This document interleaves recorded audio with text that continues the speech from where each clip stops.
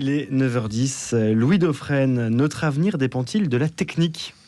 Oui, c'est un sujet de philo. Écoutez, si on a le temps, on l'aborde. Je ne vous dis pas en combien de temps, parce que si je vous en 4 parle, heures, normalement, alors le débat, ça va être un peu court. Si je vous en parle, c'est parce que le sujet est tombé à point nommé. On a eu des problèmes techniques de diffusion ce matin. Je voulais m'excuser auprès des auditeurs qui ont eu leurs programmes habituels empêchés. Vous savez, il y avait une autre question qu'il fallait se poser, je pense. La vérité est-elle toujours convaincante sur cette antenne ? C'est peut-être la question qu'il faut se poser. Eh bien, je vous laisse vous la poser pour le débat du jour. Moi, je vous retrouve demain matin à partir de 6h30. Très bon débat, Louis. Merci Pierre Hugues, à demain. RCF et Radio Notre-Dame, le débat du jour. Un débat qui va forcément porter son regard sur l'actualité internationale en premier lieu, avec Iran-Israël, négocié avant qu'il soit trop tard, un accord est-il en vue, et puis une sorte de bisbille entre Emmanuel Macron et Donald Trump, puisque Donald Trump a dit d'Emmanuel Macron qu'il ne comprenait rien en fait. Alors, on va expliquer cette phrase un petit peu laconique de la part du président américain qui nous a habitués, c'est vrai, à une communication un peu erratique. On se posera la question de savoir si l'antisémitisme, si fort à gauche, plutôt pourquoi l'antisémitisme est-il si fort à gauche à la lumière d'une autre joute verbale, celle qui a opposé Jean-Luc Mélenchon et Jérôme Gage. C'est surtout Jérôme Gage qui a retiré une partie du terme de son accusation à l'endroit du chef des Insoumis. Et puis l'islam a connu la croissance la plus rapide de la décennie dans le monde. C'est une enquête, une étude du Pew Research Center que l'on mettra aussi en débat avant d'aborder la question philosophique dont on disait un mot à l'instant. Laurent Geoffrin et Hakim El Karoui sont des nôtres ce matin. Laurent Geoffrin, journaliste, essayiste, fondateur du média numérique Le Journal.info. Bonjour Laurent. Bonjour. Hakim El Karoui, normalien agrégé de géographie, ancien conseiller du Premier ministre et entrepreneur aussi. Bonjour Hakim El Karoui. Bonjour. Merci à tous les deux d'avoir accepté cette invitation. Le regard que vous portez sur l'affrontement Iran-Israël qui continue avec un risque donc d'escalade, c'est le mot qui revient le plus souvent. De fortes explosions entendues au-dessus de Tel Aviv et Jérusalem ce matin par des journalistes, après le retentissement des sirènes d'alerte. Alors je dis bien par des journalistes parce que ce ne sont pas des images sécrétées par l'IA ou de fausses informations. Il y a bien un affrontement qui se déroule sur le terrain et un espoir peut-être d'accord ou de cesser le feu, on ne sait pas trop. Et Donald Trump qui est sollicité en tout cas pour prendre position. Semble-t-il, le président américain a une position un petit peu ambiguë sur le sujet, non, avec Emel Karoui? Oui, parce qu'à l'évidence, ça s'est décidé sans lui. Et ça s'est décidé au moment où, juste avant le moment où il pensait qu'il allait pouvoir annoncer un accord. Donc ça, à l'évidence, Benjamin Netanyahou ne voulait pas d'accord. De toute façon, il le dit depuis très longtemps. Ce qui est nouveau, c'est qu'il a une capacité de frappe sans les Américains, ou quasiment sans, puisqu'on a toujours dit que c'était pas possible. Et puis la deuxième chose, c'est qu'il ait la capacité politique d'imposer son agenda à celui du président américain. Ça aussi, c'est nouveau. Donc Trump est pas content. Après, on va en parler. Moi, j'avoue que j'ai un peu de surprise sur la position française. Israël a le droit de se défendre, mais il se trouve que c'est quand même Israël qui attaque. Et puis il y a des petites choses qui s'appellent le droit international. Et puis il y a quand même un petit souvenir dans la région. Qu'est-ce que ça veut dire les petites choses qui s'appellent le droit international quand vous dites ça? En fait, en théorie, même si on n'aime pas son voisin, et il y a plein de raisons de ne pas aimer, d'abord c'est pas exactement le voisin, mais il y a plein de raisons de ne pas aimer le régime iranien, on n'a pas le droit d'aller le bombarder. Enfin, jusqu'à présent, on le fait pas. D'ailleurs, quand les autres le font, on trouve ça scandaleux. Et puis par ailleurs, quand on dit qu'on veut changer le régime, notamment dans la région, on a quelques souvenirs de l'impact des Américains en Irak ou en Afghanistan.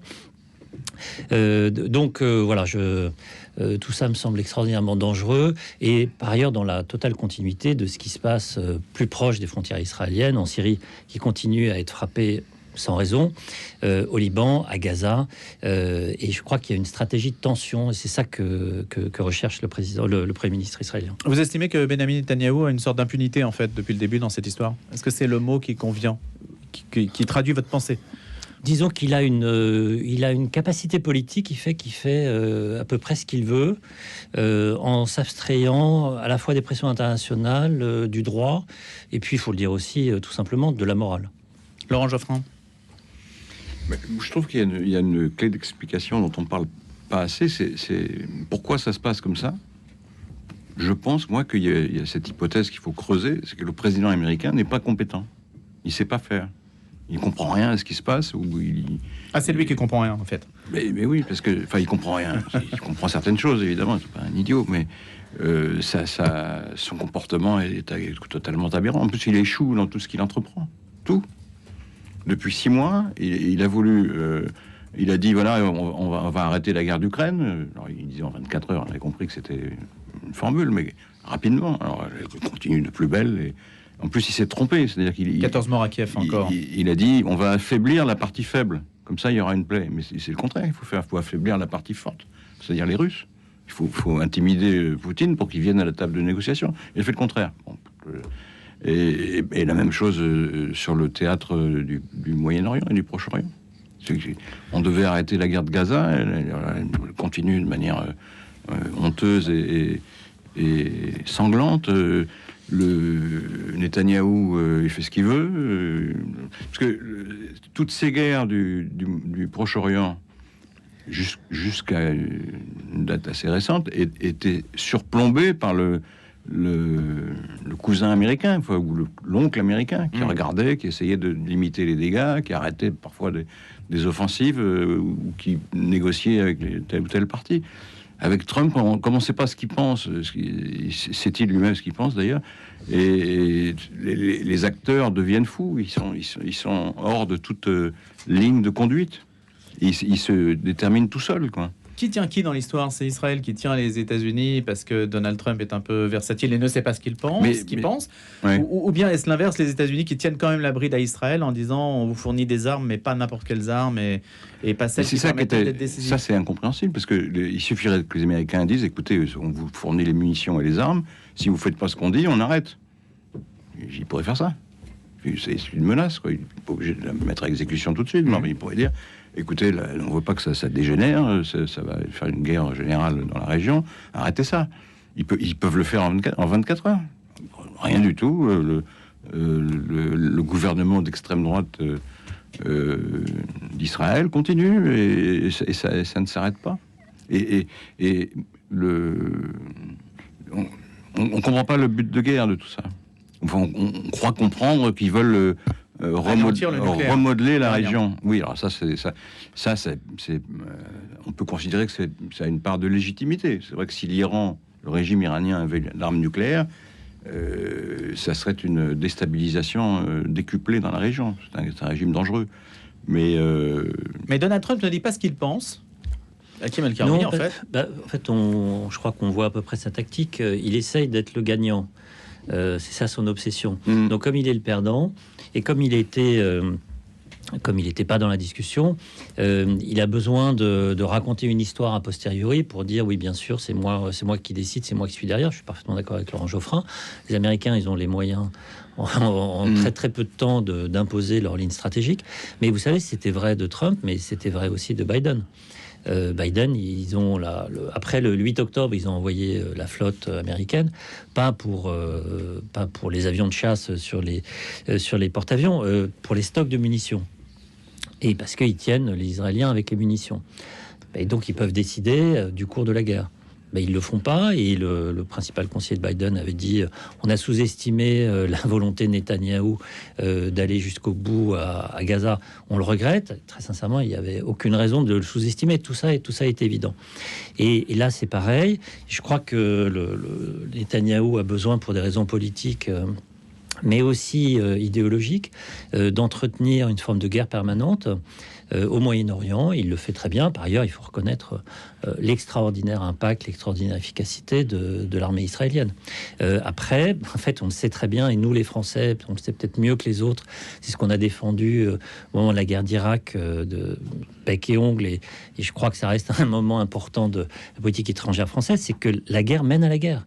La guerre ne mène pas à la paix, et particulièrement dans la région. Et encore plus quand un régime extérieur prétend changer un autre régime. Donc j'espère que tout le monde va revenir à la réalité. Après, ce que je comprends, c'est que, l'objectif, c'est pas d'anéantir le programme nucléaire. Je pense que l'objectif, c'est faire en sorte qu'il continue. Je parle de l'objectif israélien. Et affaiblir considérablement le régime, mais garder cette menace-là. Parce que cette menace entretient en retour Bien sûr. le système militaire et regardez le besoin comment, de se protéger. Après la chute de Saddam, il n'y avait plus d'ennemis ontologiques. Et c'est devenu les Iraniens. Alors il se trouve qu'il y avait un président iranien qui avait des propos extraordinairement agressifs à l'encontre d'Israël. Mais l'objectif des mollahs, c'est d'abord de préserver leur pouvoir à eux. Voilà. Bon, donc on a une stratégie de tension au Proche-Orient et personne n'est plus là pour la réguler. Que penser de cet échange acerbe entre Emmanuel Macron et Donald Trump? Le président français avait affirmé lors d'un point presse en marge du sommet du G7 au Canada qu'une offre avait été faite de la part des Américains pour une rencontre et d'échange avec les Iraniens, ajoutant si les États-Unis peuvent obtenir un cessez-le-feu, c'est une très bonne chose. Et puis Donald Trump dit mais en fait non, il n'a pas interprété, il a mal interprété ma pensée. Et il a assuré que ce n'était pas ce qu'il avait voulu dire, en tout cas que son départ du G7 anticipé n'avait rien à voir avec un cessez-le-feu, volontairement ou pas. Emmanuel Macron ne comprend jamais rien à ses nez de président américain. C'est un peu raide. Non, mais c'est un pignouf. C'est ça le problème. C'est qu'il n'a aucun sens des usages diplomatiques et élémentaires. Tu vois, la France est quand même un allié des États-Unis. C'est un allié incommode, souvent, mais enfin, quand même. Et on ne traite pas ses alliés comme ça. C'est une manière de parler. C'est fou, quoi. Et en plus... quand on regarde là aussi bilan de Trump sur 6 mois, il s'est brouillé avec tous ses alliés et il essaye de se réconcilier avec ses ennemis. Mais c'est une politique bizarre, quand même. De faire plaisir à ses ennemis et de mécontenter ses alliés. C'est fou. C'est inédit dans la politique étrangère américaine. Ah, complètement, oui. Parce que même le premier Trump était moins dingue, quand même. En plus, ils ont un problème doctrinal, alors, pour le coup, qui est sérieux. Lequel? C'est qu'au sein du Parti républicain aux États-Unis, il y a deux lignes contradictoires. Il y a les uns disent nous sommes isolationnistes, enfin, je fais court, hein.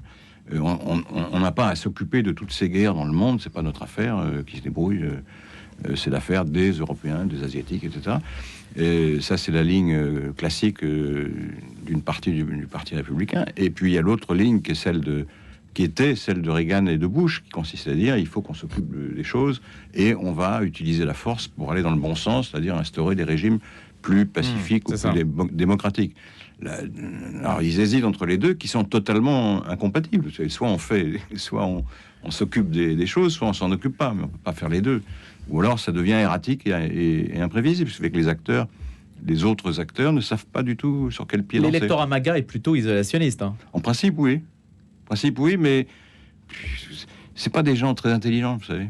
Alors donc, si on leur dit c'est l'intérêt des États-Unis d'aller taper sur tel ou tel régime ennemi, ils disent ah bah oui, ça doit être vrai. Alors, c'est pas la rhétorique a été utilisée pour discréditer les démocrates. Les démocrates, c'est des va-t-en-guerre, avec eux, ce sera l'aventure permanente. Et donc nous, on ne fera pas ça. Mais pourquoi? On ne sait pas. Ils ne savent pas eux-mêmes. Et aujourd'hui, on a l'impression qu'il y a une valse hésitation qui ne sait pas jusqu'où il ne faut pas aller ou jusqu'où il faut aller. C'est un peu la situation dans laquelle on est. Hakim El-Karoui, on parlait récemment du fait qu'il y ait, à la lumière d'une étude menée par l'Institut de recherche d'Oslo, du fait qu'il y ait plus de conflits dans le monde encore. Il n'y a jamais eu autant de conflits dans le monde depuis la fin de la Seconde Guerre mondiale. 61 conflits répartis sur 36 pays. Et les États-Unis étaient appelés dans ce rapport à jouer quand même leur rôle, un rôle indispensable, et à ne pas se retirer des affaires du monde. Ce qui est un petit peu paradoxal, puisque c'est Donald Trump qui est aujourd'hui à la tête des États-Unis et qui est considéré comme un élément déstabilisant. Donc, comment le situer par rapport au fait que les États-Unis restent le gendarme du monde avec des centaines de bases partout sur la planète? C'est le paradoxe. Quand il a été réélu, je crois que c'est J.D. Vance qui a dit que le shérif était de retour. C'était son discours à Munich. Et en fait, le shérif, il est en retrait. Et parce qu'il est en retrait, et parce que lui-même, effectivement, a une stratégie pour le moins erratique qui consiste à faire des accords avec ses ennemis et à laisser tomber ses alliés, en fait, ça laisse de la place pour les conflits. Parce qu'on sait que le régulateur ultime n'est pas là, ou qu'il est beaucoup moins là. Ou qu'il va être là, et puis ensuite, il va partir. Donc, d'une certaine manière, c'est pas étonnant. Après, ça dit aussi en creux que c'est quand même bien utile d'avoir un régulateur sur lequel on peut compter à peu près, qui, pour les Occidentaux, a un système de valeurs qui est aligné. Le but, c'est qu'il fasse pas n'importe quoi, qu'il n'excède pas, qu'il ne tombe pas dans l'hubris. Ça, c'était le problème des années Bush. Et puis, qu'il ne tombe pas, comme c'est le cas aujourd'hui, dans une stratégie qui est à la fois incompréhensible et dangereuse, puisqu'il s'agit quand même fondamentalement de faire des accords avec ceux qui le fascinent, c'est-à-dire les dictateurs du monde entier. Et est-ce qu'on ne lui tape pas dessus de toute façon? Parce que s'il y va, on va dire il est interventionniste et complètement va-t-en-guerre. Et s'il n'y va pas, on dit il ne sait pas ce qu'il veut. Ça dépend de ce qu'il fait, parce que il vaudrait mieux qu'il s'en occupent. Parce que là, on oublie toujours la situation militaire mondiale. La moitié des dépenses mondiales, c'est les États-Unis. La moitié. Donc l'armée américaine est irrésistible, techniquement parlant. Ça ne veut pas dire que toute guerre est gagnée, parce que c'est plus compliqué pour savoir comment on fait pour aboutir à la fin d'un conflit. Mais personne ne peut se frotter à l'armée américaine. C'est impossible. Donc à partir de là, ça donne et c'est volontaire. C'est-à-dire que ces budgets qui sont énormes sont votés par le Congrès tous les ans, etc. Donc ça donne une responsabilité ipso facto. Que vous avez l'armée la plus puissante de l'histoire, pratiquement. Mais c'est-à-dire que structurellement, donc vous êtes responsable de ce qui se passe. Structurellement, elle n'est pas isolationniste alors. Ça veut dire que c'est intenable le propos isolationniste. À mon avis, c'est totalement intenable. Alors, s'il y a eu un moment où, avant la Seconde Guerre mondiale, ou avant la Première d'ailleurs, il n'y avait pas d'armée américaine. Alors, là, c'était cohérent. Les États-Unis disaient c'est pas nous, l'Europe se débrouille, c'est pas notre affaire. Et ils n'avaient pas d'armée. Ils avaient une marine importante, mais ils n'avaient pas d'armée. Et ils ont construit leur armée en 2 ans, à partir de 41. Et c'est en 43, on a vu les effets, puisqu'ils ont commencé à gagner. Mais bon, ça c'était cohérent. Mais avoir une armée aussi énorme et dire c'est pas nos affaires, on comprend là pourquoi avoir cette armée à ce moment-là. L'Europe, normalement, dernière question sur le sujet, peut-être d'autres acteurs pourraient surgir. On sait qu'en Europe, on se dit que des budgets militaires, qui d'ailleurs n'ont pas encore été vraiment concrétisés, devraient faire advenir une puissance militaire européenne. Et là, il y a une porte qui s'ouvre, non, Hakim El-Karoui? Oui, il y a 10 ans d'investissement. Ici, les Européens acceptent d'arbitrer entre la transition climatique, l'immense sujet du vieillissement des économies, des systèmes sociaux, ce qui veut dire faire des choix politiques très forts. Vous voyez, par exemple, qu'en France, avec la majorité dont on ne dispose pas, on est incapable de faire quelque choix que ce soit. Donc, on va essayer d'investir quand même un peu plus. Là, il y a un vrai consensus en Europe sur le fait qu'il faut investir plus. Par ailleurs, ça permet de raconter à Trump qu'on va dans son sens. Mais avant qu'on ait une capacité militaire sérieuse, je dirais pas comparable aux États-Unis, ça c'est impossible, mais disons crédible par exemple face aux Russes, c'est-à-dire interopéré avec un vrai alignement et une capacité d'action commune. Ça va prendre beaucoup de temps. Et là, on risque d'être évidemment à la remorque de l'histoire. Ça, c'est la capacité d'adaptation aussi des Américains, parce que s'ils ont fait une armée en 2 ans pendant la Seconde Guerre mondiale, nous, il faut qu'on attende 15 ans pour le faire en temps de paix. Oui, mais nous, on n'est pas un pays uni. L'Europe, c'est plusieurs pays. C'est beaucoup plus difficile. Et puis par ailleurs, moi je pense qu'il ne faut pas sous-estimer une réalité qui n'est pas du hard power, mais plutôt du soft power. C'est que on a beaucoup dénigré l'Europe ces derniers temps. Quand on voit ce qui se passe aux États-Unis aujourd'hui, quand on voit ce qui se passe en Asie, quand on voit ce qui se passe en Russie, etc., je pense qu'il y a beaucoup de gens dans le monde qui se disent que l'Europe, c'est vraiment un endroit où on a envie de vivre. Et ça, en fait, c'est aussi beaucoup de puissance. Un pôle de stabilité. Hakim El-Karoui, Laurent Geoffrin, on se retrouve dans quelques instants à l'aune d'autres sujets qui vont être développés en écho à l'actualité à 9h30, présenté par Cécile Mérieux. Je pense, donc j'agis, Melchior Gormand. Chaque matin dans Je pense donc j'agis, je vous invite à la réflexion et à l'action. 1 heure pour réfléchir, creuser une question et prendre du recul sur l'actualité, puis 1 heure pour agir avec des témoignages d'acteurs de terrain et les auditeurs. Je pense donc j'agis du lundi au vendredi de 10h à midi sur RCF et Radio Notre-Dame. Ah, je me sens mieux. Au calme, au chaud.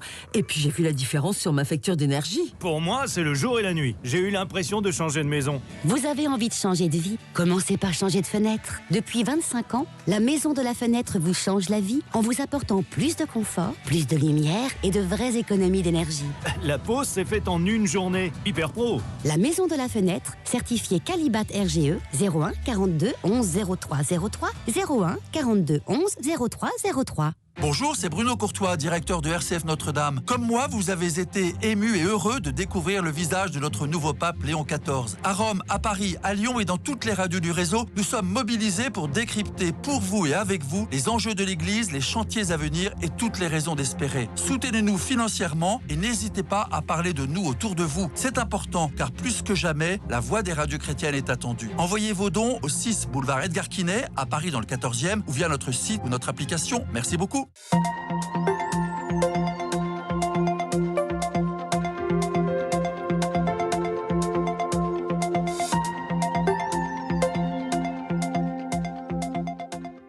9h30, un point sur l'info. Cécile Mérieux, bonjour.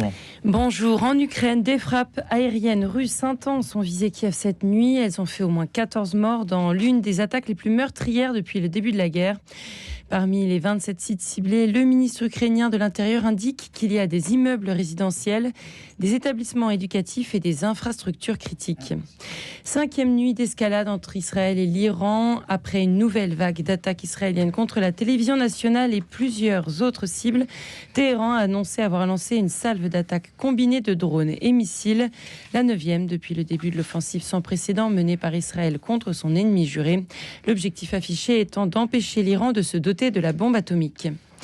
À cause de ce conflit, Donald Trump a quitté prématurément hier le sommet du G7 au Canada, un jour plus tôt que prévu. Le républicain avait auparavant assuré qu'un accord allait être trouvé concernant le conflit entre l'Iran et Israël, sans bien expliquer si ce serait le résultat de la contrainte militaire ou de négociations. Le gouvernement britannique annonce une série de réformes pour éradiquer le fléau des gangs pédocriminels. En 2023 encore, environ 700 infractions liées à l'exploitation sexuelle d'enfants en bande organisée ont été enregistrées. En France, le conclave sur les retraites impulsé par François Bayrou doit s'achever aujourd'hui avec une dernière réunion. Mais le Premier ministre s'est dit prêt à accorder quelques jours de plus. François Bayrou a lancé une nouvelle proposition, accorder une prime aux salariés seniors qui auraient atteint leur droit à la retraite et décideraient de rester au travail, a-t-il indiqué. Le projet de loi de simplification passe en examen à l'Assemblée et risque de tomber à l'eau. Les macronistes projettent de voter contre le texte qui abroge notamment les zones à faibles émissions. Une stratégie pour permettre de reprendre la discussion parlementaire à partir de la copie du Sénat, jugée moins irritante. Merci Cécile Mérieux. RCF et Radio Notre-Dame, le débat du jour. D'Israël à la rhétorique antisémite, il n'y a qu'un pas, et dans l'actualité, cette évolution est donc naturelle dans notre débat, mais on revient dans le cadre strictement français, même s'il est difficile aujourd'hui de mettre des frontières, parce que tout est en quelque sorte imbriqué. En tout cas, vous avez vu qu'au congrès du PS, Jérôme Guedj avait donc traité Jean-Luc Mélenchon de salopard antisémite. Il a retiré le mot salopard, mais il a gardé le mot d'antisémite. D'ailleurs, il a déclaré que ce mot n'était pas utile. C'est une forme de pléonasme, a-t-il dit, dans une forme de sourire, d'une certaine façon.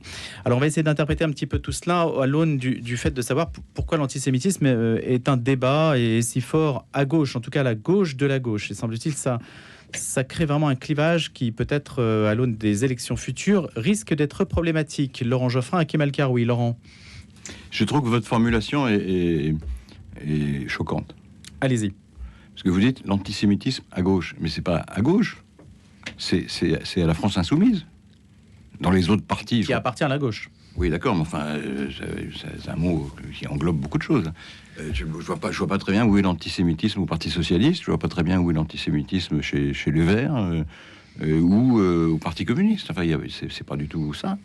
Le problème, il vient au sein de la France insoumise, Mélenchon lui-même, et puis un certain nombre de comportements ou de soutien à des candidats à louche. C'est ça qui pose problème. C'est pas la gauche. D'ailleurs, dès qu'on devient antisémite, on n'est plus de gauche. On sort du périmètre de la gauche. Depuis l'affaire Dreyfus, c'est comme ça. Il y a eu un antisémitisme à gauche, mais notamment pendant même de Karl Marx, pendant la guerre. Oui, enfin, bon, Karl Marx, c'est encore autre chose, mais depuis 45, en tout cas, la lutte contre l'antisémitisme est un marqueur fondamental de tout parti de gauche. D'où la question. Comment se fait-il que ce soit c'est l'extrême gauche, donc il faut pas dire la gauche.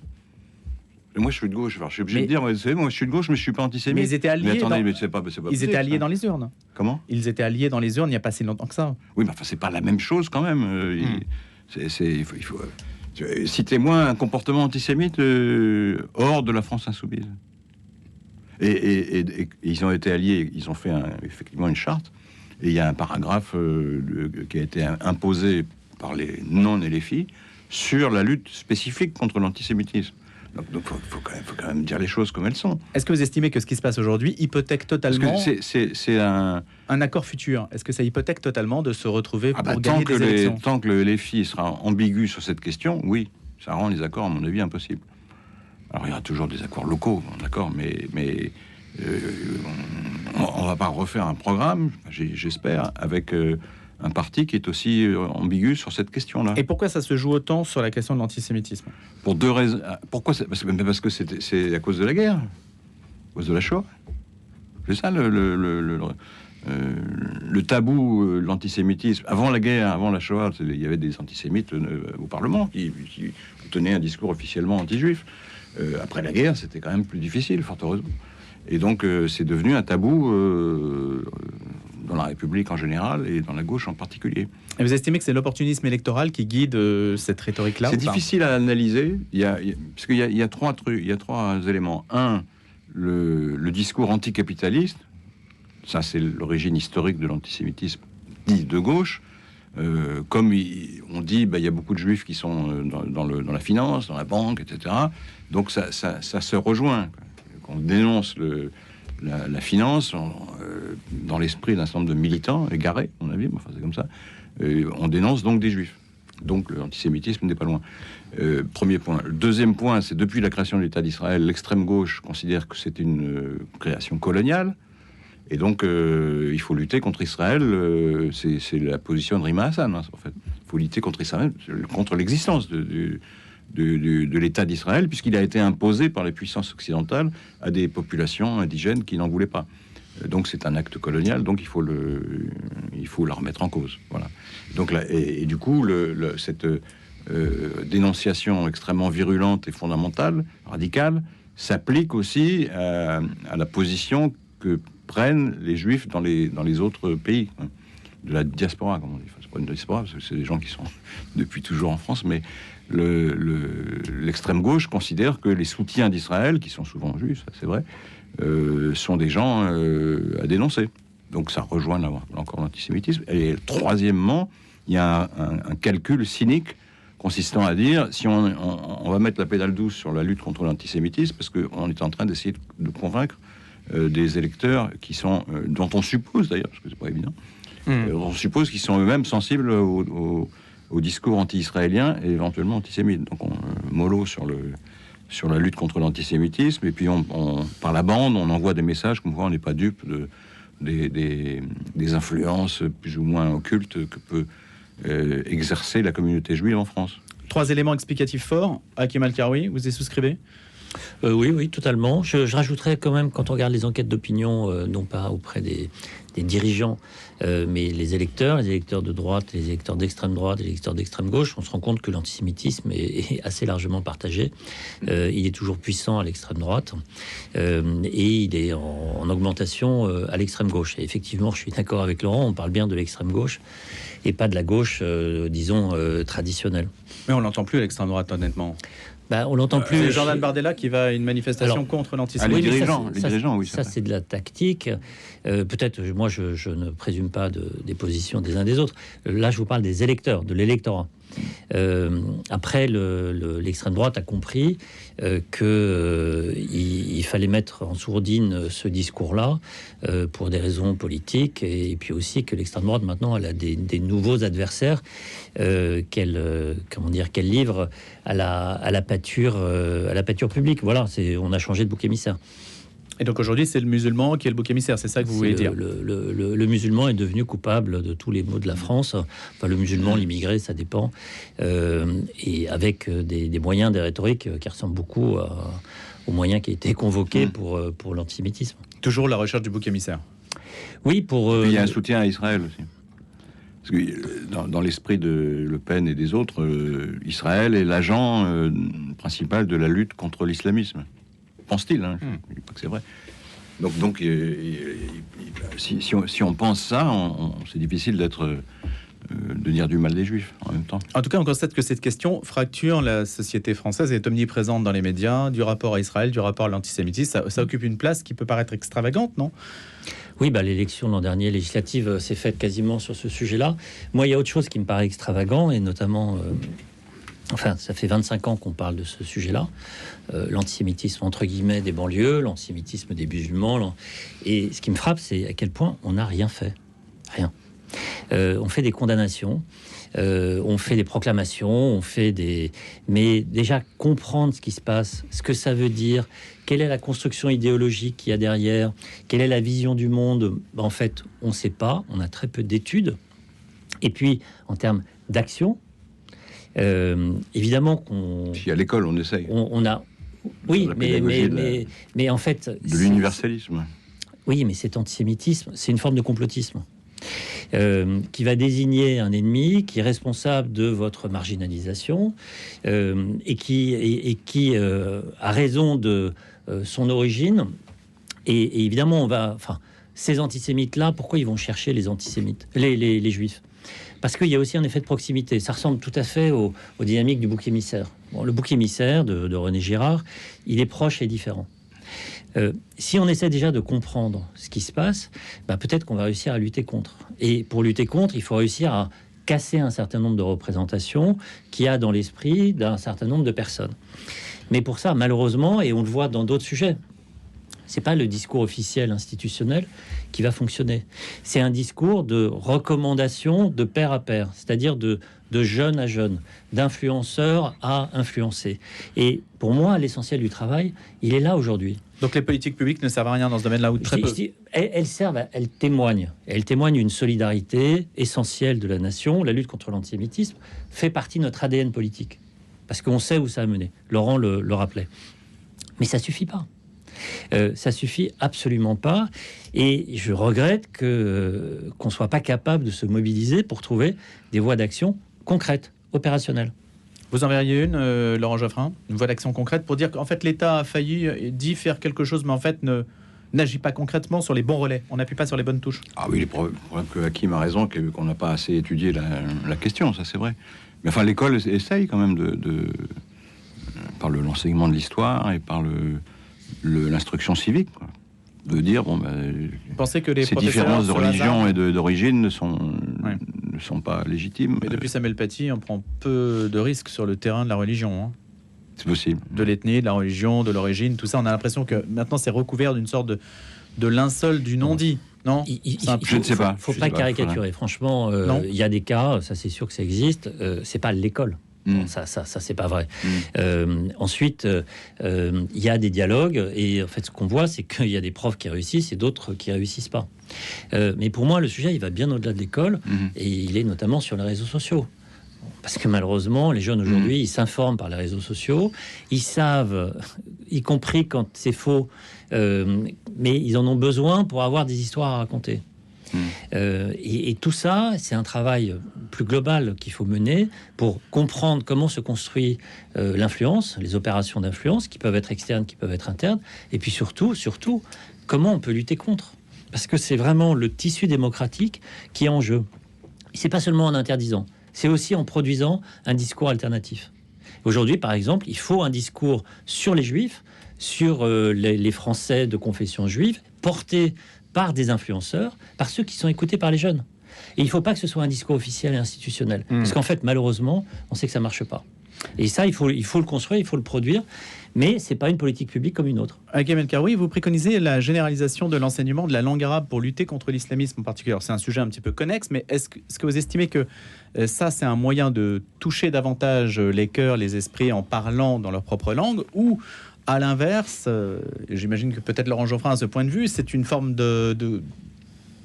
d'atteinte à l'esprit républicain qui veut que le français soit le socle aussi de la République. Alors, expliquez-vous. Mais ceux qui parleraient arabe parleraient quand même français. Hein. Voilà, ça fait 20 ans que j'en parle. Enfin, les Bretons. Il ne s'agit pas de remplacer le français par l'arabe. Il s'agit de développer l'enseignement de l'arabe en langue vivante 2, éventuellement en langue vivante 3. Pourquoi c'est important ? Il y a des raisons profondes et puis des raisons conjoncturelles. La raison profonde, c'est que l'immense problème qu'on a aujourd'hui avec les enfants d'immigrés, notamment les enfants de l'immigration maghrébine, c'est la rupture anthropologique entre les parents et les enfants. La rupture dans la transmission, dans la rupture dans le partage de la croyance et le partage d'une forme de tradition. Pourquoi ? Parce que les enfants sont dans un environnement et les parents sont dans un autre. Et les enfants considèrent que les parents ont été humiliés, colonisés, etc. Et que leur capacité à comprendre leur vie est faible. L'intérêt de transmettre l'arabe, c'est de transmettre d'abord une très belle langue, une très grande langue, et puis aussi des éléments de culture et de tradition. Parce qu'aujourd'hui, qui c'est qui transmet cette tradition ou cette religion, entre guillemets? C'est plus les parents. En général, la religion elle est transmise par les parents. Mais là, c'est pas le cas. Elle est transmise par les pères. On est passé des pères P-E-R-E-S au père P-A-I-R-S. Et donc, transmettre la langue, c'est transmettre de la culture, de la civilisation. Et on le fait à l'école et pas à la mosquée. L'arabe, l'enseignement de l'arabe est devenu un produit d'appel pour les mosquées, qui est important d'ailleurs pour le modèle économique des mosquées. Franchement, on a d'excellents professeurs d'arabe en France. C'est mieux que les enfants apprennent l'arabe à l'école plutôt qu'à la mosquée. Mais la chaire d'arabe a été supprimée au Collège de France, je crois, il y a quelques années, non? Il y a une chaire d'arabe au Collège de France depuis François Ier. Donc, mais elle existe encore, non? Non, elle existe. D'accord. Elle existe encore. Il y a d'ailleurs eu un renouveau des études d'islamologie, notamment après 2015, parce qu'on a décidé de mettre des moyens dessus. On a une très grande bataille de connaissances, mais c'est d'abord une bataille entre musulmans et islamistes. Et si on les met tous dans le même sac et on dit on veut pas de vous, on veut pas vous voir, on veut pas vous entendre, en fait on crée de la polarisation, on crée de la radicalisation. Donc c'est un sujet comme d'autres sur lesquels il faut de la nuance. Laurent Geoffrin, ça vous paraît une bonne stratégie? Oui, moi je crois, oui, tout à fait. Mais je voudrais revenir sur les réseaux sociaux. C'est quand même un des points centraux de cette affaire, quoi. Au fond, le paradoxe, c'est qu'à force de dénigrer ou de discréditer les médias dits classiques, traditionnels, il y a tout un discours sur les médias. Ils sont en fait sous influence des milliardaires, où les journalistes sont pas honnêtes, où les journalistes sont incompétents, etc. Toutes choses qui peuvent parfois être vraies. Mais à force de dire ça, je le confesse, on a par contre-coup mis en avant les réseaux sociaux. Non, là, la vérité, parce que tout le monde est journaliste sur les réseaux sociaux, comme si tout le monde pouvait être journaliste. C'est pas sérieux.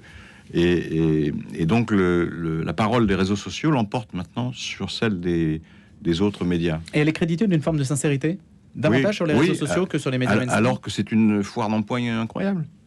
Il n'y a que des fake news, des théories complètement farfelues. Il n'y a pas que ça, mais c'est mélangé. Enfin, il y en a, c'est ça. Oui, mais c'est ça qui fait du clic. C'est l'effet pervers de cet excès de liberté, finalement, ou de cette non-régulation des réseaux sociaux, c'est que c'est la parole haineuse, complotiste, fausse, qui l'emporte sur le reste. Et donc là, vous avez tout un humus médiatico-culturel terrible, parce que vous pouvez pas les contredire. Parce que dès que vous rentrez dans la contradiction, ceux qui sont en face se disent oui, mais de toute façon ils sont de l'élite, donc ils nous baratinent. Et liberté d'expression. Et en plus ils nous surplombent, donc ils nous méprisent, etc. Donc nous, entre nous, on sait où est la vérité. Et la vérité est dans les réseaux sociaux. C'est ça le... tenez, vous faites une transition avec le sujet, l'un des sujets suivants, mais peut-être voulez-vous l'aborder avant. Tenez, comme vous avez abordé le mot vérité, on peut directement enclencher là-dessus, puis je reviendrai au troisième sujet qui avait été sélectionné. Sur la vérité est-elle toujours convaincante? C'est l'un des sujets du bac philo. Il y en avait un autre sur la technique, notre avenir dépend-il de la technique? Mais la vérité est-elle toujours convaincante? Je trouvais que ça correspondait bien aussi à la technique aussi, sur notre antenne, on peut tout aborder. Plus de 530 000 lycéens de terminale ont planché pendant 4 heures sur cette question, un texte de philosophie qui se rapportait à cette question. Donc ça, c'était la question de dissertation. C'est un bon sujet. Qu'est-ce que la vérité, justement? C'est l'interrogation de Pilate. Et sur les réseaux sociaux, vous nous dites, Laurent Geoffrin, en fait, la vérité, c'est ce que je dis. Il suffit que je sois sincère. Elle a été relativisée complètement. Comment est-ce que vous aborderiez la question? La démocratie suppose qu'on reconnaisse qu'il y a une vérité. C'est-à-dire que la réalité existe en dehors des représentations. Et il y a une réalité sensible à laquelle on peut avoir accès par des méthodes rationnelles. Et ça, c'est fondamental. Si on commence à dire tout est interprétation, ce qui est une partie de la psychologie ou de la philosophie en vigueur tend à dire, on peut plus discuter. Il n'y a plus de démocratie possible dans ce cas-là. Parce que la démocratie, ça repose... un des piliers, c'est la discussion rationnelle. C'est qu'on argumente et puis on convainc les citoyens d'aller dans un sens. Tout à fait, ça c'est capital pour s'entendre. Sinon, on ne peut plus s'entendre. On peut être en désaccord d'ailleurs sur l'interprétation, mais au moins sur la réalité, on dit oui, c'est vrai, la Terre est ronde. Si la moitié des gens disent qu'elle est plate, on ne peut plus discuter, là, parce qu'on sait bien que c'est faux. Mais il y a des gens qui le croient quand même. Donc, c'est un élément essentiel, ça, du bon fonctionnement des régimes de liberté. Finalement. Mais la question, la vérité est-elle toujours convaincante? Mais non, elle n'est pas convaincante. Non, mais si elles disent justement la Terre est plate, ceux qui disent la Terre est plate, ça veut dire qu'ils ne sont pas convaincus par la vérité que la Terre est ronde. Oui, mais et pourquoi ne pas être convaincu? Mais il y en a un récemment, très connu, qui a dit, mais finalement, je me suis trompé, elle est ronde.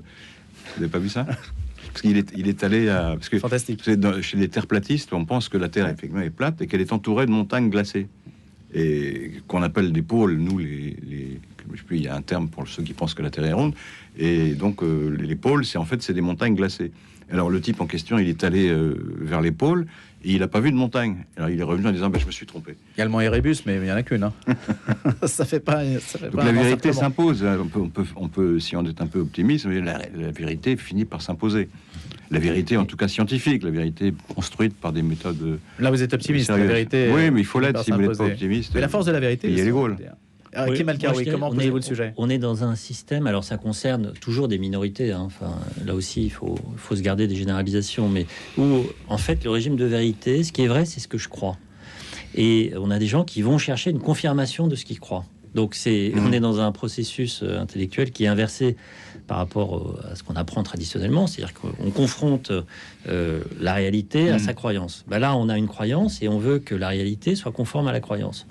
Et les réseaux sociaux, ça crée des bulles algorithmiques, c'est-à-dire que vous allez vous retrouver avec des gens qui pensent comme vous. Et vous allez recevoir des informations qui confirment ce que vous pensez. Et plus ces informations sont spectaculaires, caricaturales, etc., plus ça va fonctionner. Donc, on comprend l'idée du jury du bac. Probablement que leur objectif, c'est de faire réfléchir des élèves qui sont particulièrement exposés à cette idée que la vérité, c'est ce qu'ils croient, les faire réfléchir à comment déconstruire cette absurdité qui va contre... en fait, à peu près 2000 ans de pensée occidentale et pas seulement occidentale, mais qui pose un immense problème démocratique. Parce que s'il n'y a plus de vérité, il n'y a plus qu'une addition d'individus qui croient ce qu'ils croient et qui voient ce qu'ils voient, mais qui ne voient qu'une partie du monde et qui, du coup, sont incapables de s'entendre. Je prends un autre exemple, parce qu'on pense toujours aux jeunes, mais je prends les retraites. En fait, il y a une situation qui est très simple sur le front des retraites. On est de moins en moins nombreux pour cotiser pour de plus en plus de personnes. Et donc, il faut travailler de plus en plus longtemps. C'est la réalité démographique. En fait, on peut se dire c'est la vérité démographique. Elle est indubitable tant qu'on est dans un système par répartition et on va pas en sortir. Les gens disent non. Et en fait, d'une certaine manière, c'est les platistes des retraites. Ça fait plaisir à personne de travailler plus longtemps. Alors, les retraités sont tout à fait favorables à ce que les actifs travaillent plus longtemps. Ça pose pas de problème.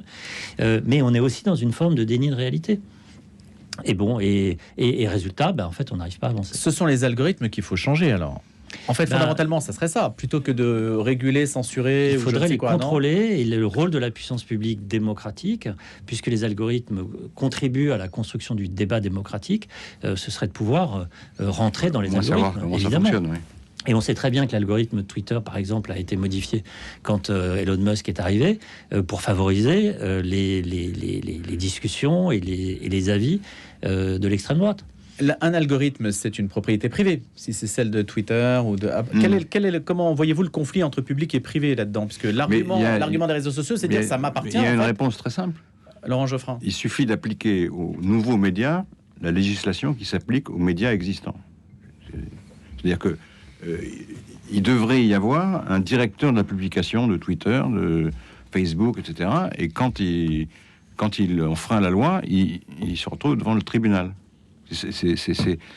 On a fini par arriver à ce système après de longues hésitations à partir du XVIe siècle jusqu'à la fin du XIXe. À la fin du XIXe, on a dit, l'information est libre, sauf à répondre de l'excès de ses excès, quoi.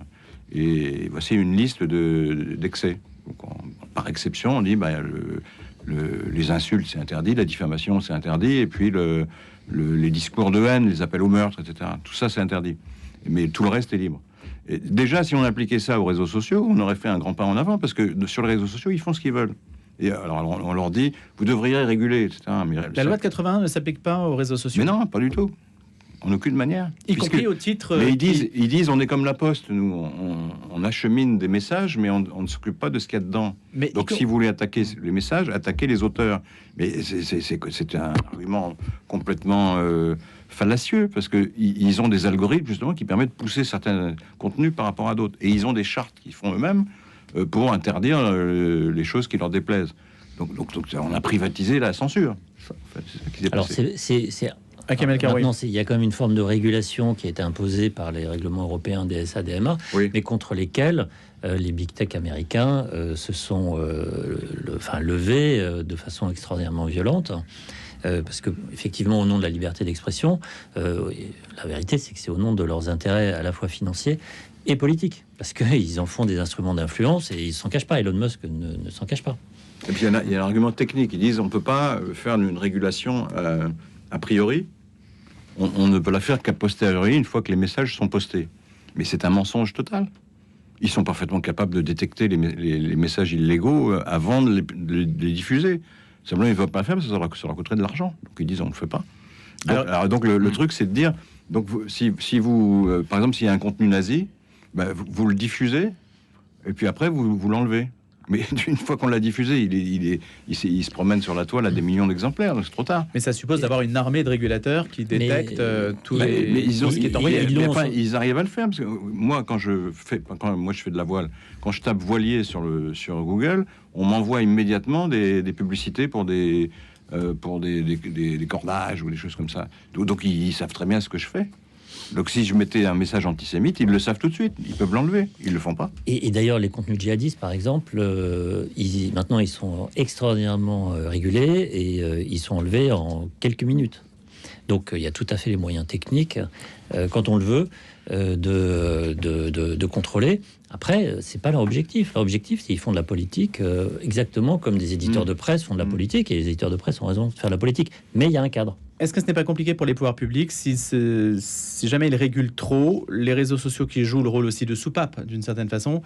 Est-ce que cette soupape, est-ce que cette catharsis qui peut partir dans tous les sens, est-ce que ce n'est pas justement empêcher la cocotte minute, hein, et vous allez appliquer le couvercle sur la cocotte minute, et donc ça risque d'être dangereux socialement parlant. Ça peut déborder ailleurs. Alors on se dit, tant que ça déborde sur les réseaux sociaux, ça va. Je ne crois pas du tout à cette rhétorique. Si vous laissez la parole raciste libre, ça ne fait que s'aggraver. C'est pas du tout une soupape. C'est un poison qui se répand.